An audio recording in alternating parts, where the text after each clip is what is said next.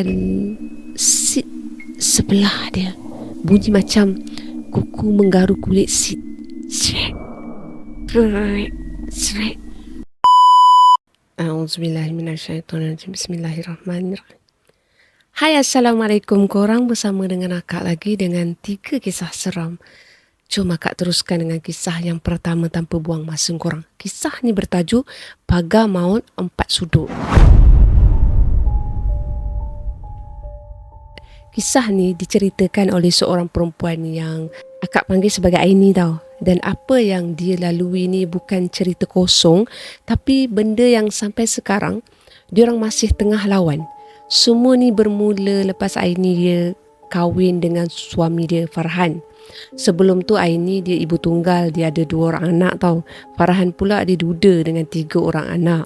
Dari awal lagi Farhan dia pernah cerita yang rumah tangga lama dia tu hancur sebab gangguan sihir dari pihak bekas mertua yang diorang gelarkan sebagai keluarga hitam.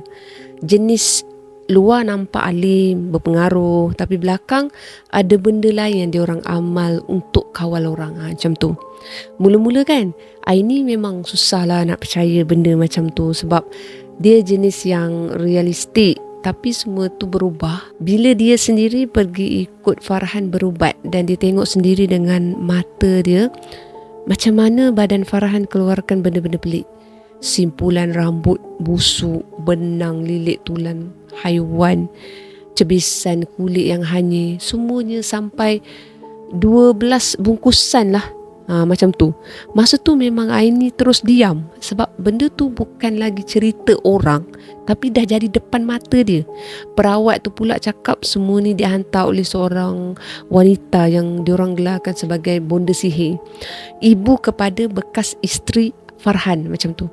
Gangguan tu bermula dari Farhan dengan anak-anak dia yang tak boleh tidur malam tau. Gangguan tu mula dari Farhan dengan anak-anak dia yang tak boleh tidur malam. Tapi lama-lama Aini pun terkena tempias. Perangai dia berubah, dia jadi cepat marah. Benda kecil pun boleh jadi besar sampai gaduh dengan Farhan tanpa sebab yang logik.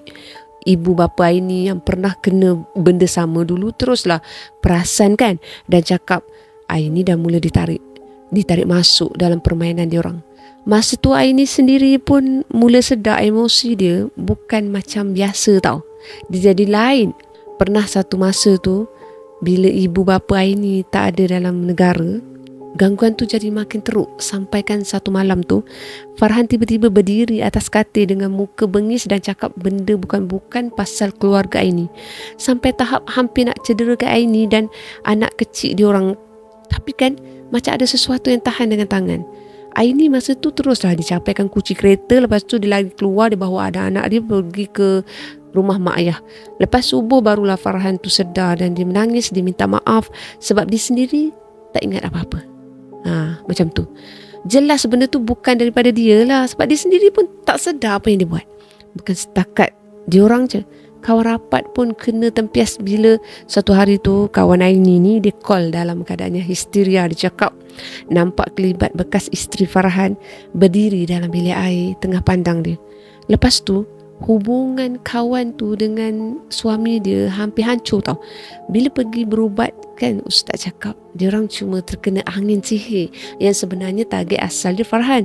Jenis sihir 4 penjuru yang tujuan dia untuk hancurkan hidup Farhan sampai mati. Kemuncak paling teruk lah jadi masa Aini dengan Farhan tu pergi bercuti dekat hotel sempadan. Lepas maghrib Aini tidur kejap, tapi dia terjagalah sebab dia dengar bunyi ketukan kuat tau dekat tingkat tinggi. Macam tu. Mustahil lah kan ada ketukan. Mula-mula dia buat tak tahu je, tapi malam tu dalam pukul 3 pagi lagi tu, bila tiba-tiba je ada bau bunga melu kuat sangat. Lampu pula dia on off sendiri masa tu. Jadi suasana terus jadi tegang dan tiba-tiba kan Aini rasa benci yang meluap-luap dekat Farhan tanpa sebab. Masa tu dia kena rasuk sepenuhnya lah. Macam tu. Aini sedar apa yang jadi, tapi badan dia tak boleh nak kawal. Dia menjerit, dia ketawa. Lepas tu dia lidah tu terjelir tau. Marahkan Farhan. Memang marah sangat-sangat. Sambil dalam hati dia merayu, lepaskan dia macam tu. Farhan teruslah pegang dia dan baca ruqyah. Dalam masa yang sama Aini tiba-tiba panggil mak dia, Mami. Sedangkan dia tak pernah guna perkataan tu.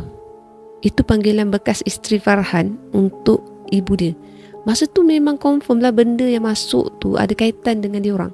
Aini sampai cuba nak cederakan diri dia sendiri dan nak lari keluar lah lintas jalan masa tu. Lepas balik, Aini dia bawa jumpa dengan ustaz yang lain lah yang lebih kuat. Masa rawatan tu, dia hilang kawalan sama juga macam sebelum ni, tapi kali ni sampai tendang ustaz dan dijerit. Dia nak anak dia balik serta dengan Farhan mati macam tu. Suara tu bukan suara dia tau. Ustaz tu terpaksa buat rawatan yang keras lah sampai Aini jatuh lolai. Rupanya bukan satu benda je, tapi ada juga saka keturunan dalam badan Aini ni yang berbentuk harimau kaki 3. Walaupun Aini cuba buat lawak lah, tapi dalam hati dia memang dia takut sebenarnya. Macam tu. Yelah harimau kaki 3 macam kelakar-kelakar, tapi dia stay rasa takut. Semua ni sebenarnya berpunca dari perebutan anak tau korang. Diorang sanggup buat apa saja termasuk sihir orang sekeliling. Anak-anak Farhan yang dulu duduk dengan diorang pun dah jadi makin teruk. Keadaan dah teruk sangat lah. Kurus, tak terurus. Tapi bila pindah dengan Aini, barulah nampak perubahan. Walaupun masih ada gangguan yang nampak benda ikut lah macam tu. Sekarang ni Aini dengan Farhan dia tengah bangkit balik. Dia kuatkan amalan dan dia bina perlindungan diri. Diorang dah maafkan tapi tetap berjaga sebab benda macam ni tak hilang terus tau. Dan Aini dia pegang satu pesan dari ustaz lah. Jangan sesekali buka ruang walaupun sekadar baca mesej dari diorang. Sebab pernah sekali Aini baca mesej tu, esoknya terus murung satu hari tak bangun macam tu. Dia ada efek lah. Sampai hari ni diorang masih rasa benda tu ada di sekeliling tau. Cuma tak sekuat dulu. Dan Aini sendiri dia masih tertanya-tanya lah dalam diri. Yang dia cuba untuk lawan selama ni betul-betul dah berhenti untuk ganggu dia ke tak ke, ataupun cuma tunggu masa je untuk ambil peluang lagi untuk rosakkan hubungan rumah tangga diorang lagi. Dia pun tak tahu nak buat macam mana kan. Tapi yang pastinya diorang akan sentiasa tingkatkan amalan. Banyakkan amalan diorang. Sebab melalui itulah bagi diorang perlindungan yang terbaik adalah perlindungan dari Allah. InsyaAllah. Akak teruskan dengan kisah yang kedua. Kisah lorong kelam dekat pinggir hutan. Kisah ni diceritakan oleh seorang lelaki yang kita panggil sebagai Firdaus lah pula. Benda ni jadi lebih kurang sebulan lepas masa dia balik kerja dari tapak projek dekat pedalaman Hulu Langat tau. Kerja dia memang tak tentu masa lah, tapi biasanya habis sekitar pukul 8 malam. Jadi dia memang dah biasalah drive waktu gelap. Rumah dia pula dekat Ceras dan dia balik pun dia kena lalulah satu jalan pintas yang memang terkenal dengan kesunyian dia. Sebab lalu pinggir hutan dengan ladang getah, mau tak sunyi korang? Kalau siapa pernah lalu memang tahulah vibe dia macam mana.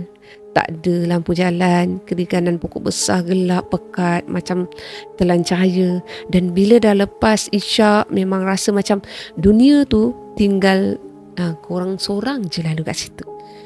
Malam tu Firdaus dibawa lah truk pickup dia. Slow je dia bawa sebab jalan becak lepas hujan petang sebelum dia lalu tu kan. Maklumlah bila hujan, bila becak ni dia adalah lubang sana lubang sini. Dia pun masa dia jalan tu dia pasang lah CD lagu rock. Tu pun lagu rock lama, dia nak hilangkan sunyi dia. Sempatlah dia jeling cermin belakang tapi kosong, tak ada satu kenderaan pun yang ikut. Memang betul-betul dia seorang atas jalan tu. Dia tengah layan lagu, tiba-tiba kan CD tu dia jadi tersekat-sekat. Lepas tu terus mati sendiri. Dia tekanlah power berkali-kali tapi tak hidup. Dalam hati dia dah rasa pelik sebab baru servis kot. Tapi dia biarkan je dan dia fokuslah untuk terus memandu dengan jayanya. Suasana dalam kereta tu terus jadi sunyi gila lah. Masa tu dah tak ada hiburan kan, apa-apa, CD pun tak boleh pakai kan. Cuma ada bunyi tayar lalu dekat lopak-lopak air dengan enjin je, macam tu lah. Dan sunyi tu jenis yang tekan perasaan sampai otak dia mula teringat cerita orang pasal jalan tu. Dan ada benda suka tumpang atau sesatkan orang. Dan dia teruslah istighfar, astaghfirullahaladzim dalam hati untuk tenangkan diri dia sendiri. Tapi tiba-tiba tanpa sentuh apa-apa pun, CD player tu hidup balik korang dengan lampu terang gila dan volume terus naik maksimum sampai telinga dia rasa sakit. Dia pun terkejut sampai hampir nak terbabas lah. Cepat-cepat dia kecilkan volume tu dengan tangan dia dalam keadaan menggigil tau. Tapi lagu yang keluar bukan lagu yang dia pasang korang. Lagu tu perlahan sayu macam lagu Pengebumian Lama.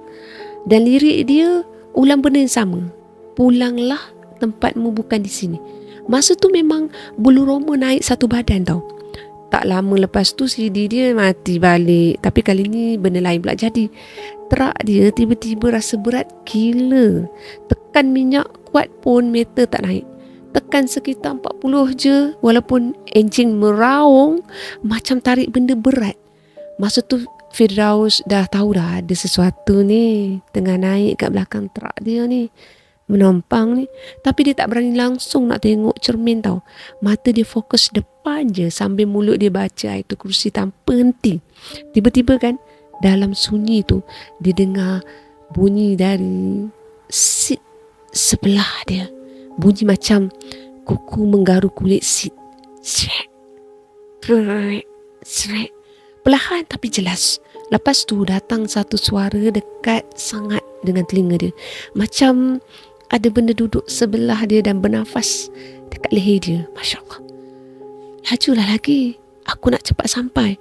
Suara tu garau basah, bukan suara manusia tau. Masa tu memang Firdaus rasa nak menangis, tapi dia kuatkan diri dia. Dia tak pandang kiri langsung. Dia tekan minyak dan dia baca Ayatul Kursi kuat-kuat dalam hati dia. Di jalan je, masa tu dia rasa jalan tu panjang gila, macam tak habis-habis perjalanan dia. Setiap selekoh dia rasa selekoh yang sama. Macam dia berpusing dalam kawasan yang sama. Walaupun dia tahu jalan tu lurus je, tapi pusing-pusing situ, pusing-pusing situ. Sampai je dia terus nampak lampu kawasan perumahan dari jauh. Tiba-tiba terak dia rasa ringan balik, macam tak ada apa-apa yang berlaku. Enjin normal tau. Meter naik, CD player hidup balik sendiri. Dan kali ni keluarlah radio ceramah agama pasal alam barzah.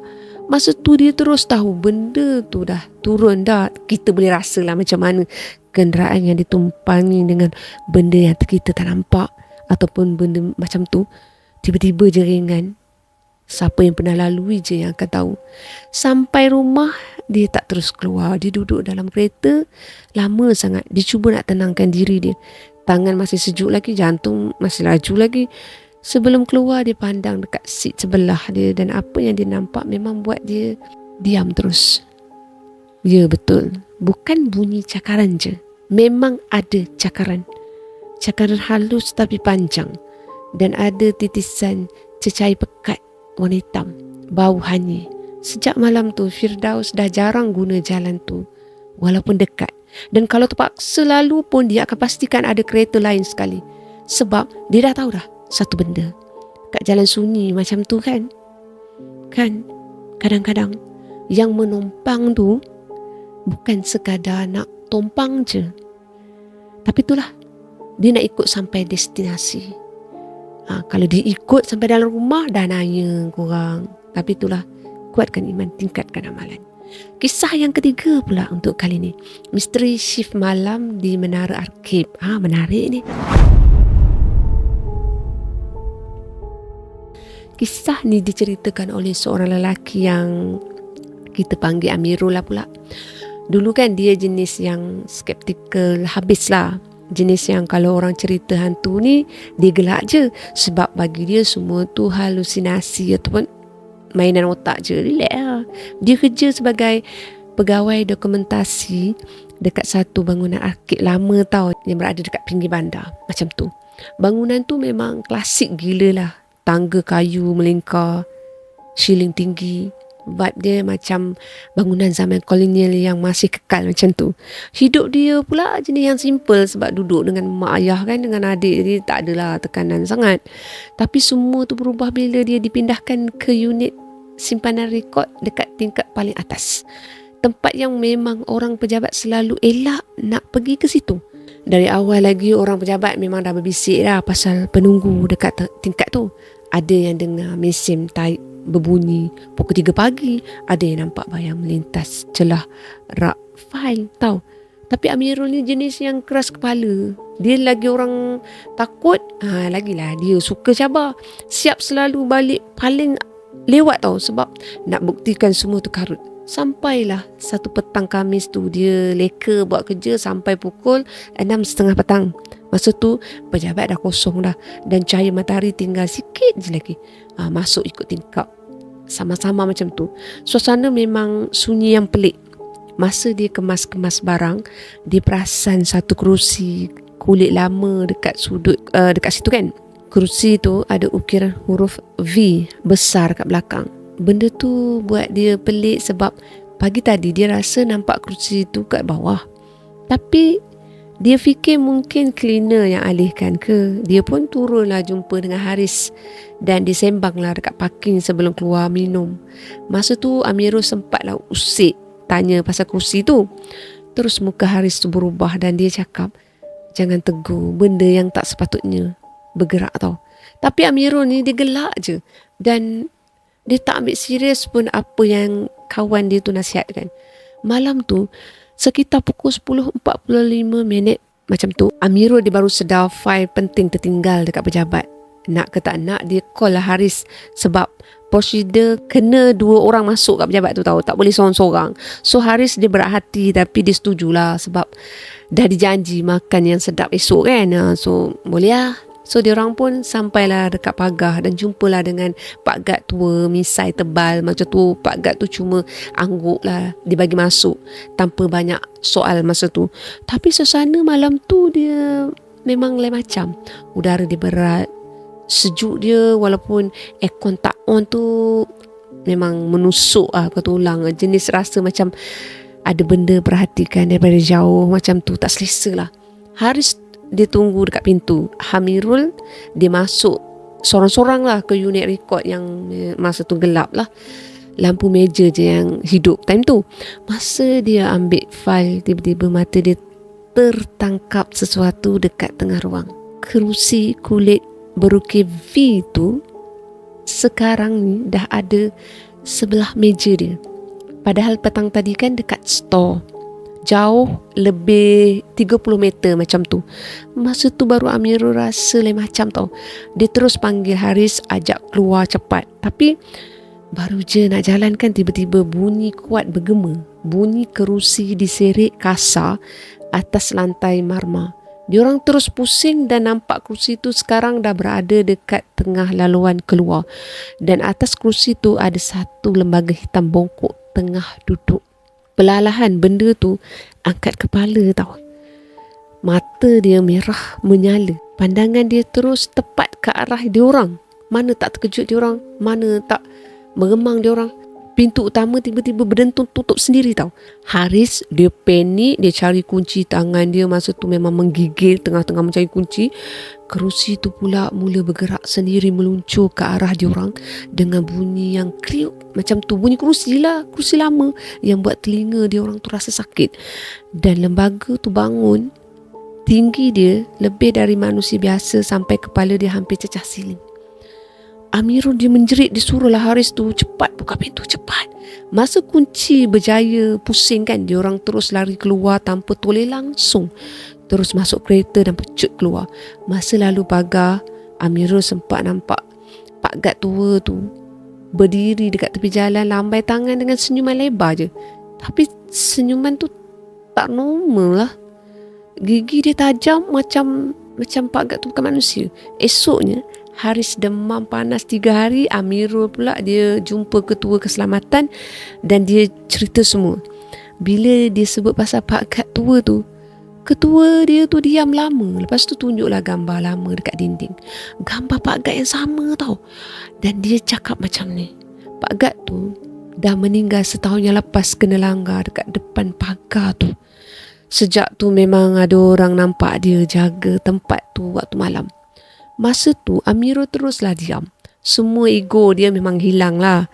Dia dah tak balik lewat lagi lah lepas tu. Dan setiap kali dia lalu store, Dia takkan pandang dah ke arah kerusi tu langsung, sebab dia memang dah tahu dah satu benda, dia memang dah tahu dah, bukan semua yang jaga tu manusia. Bukan semua yang bekerja kat situ manusia, dan bukan semua yang bagi masuk akan benarkan untuk korang keluar dengan selamat. Setidak-tidaknya hati korang mesti juga akan diganggu. Macam tu. Sekian saja untuk 3 kisah pada kali ini. Korang jangan lupa untuk like, share dan subscribe. Ambil yang baik-baik, yang tak baik jangan ambil tau. Bye. Assalamualaikum. Bye. Terima kasih.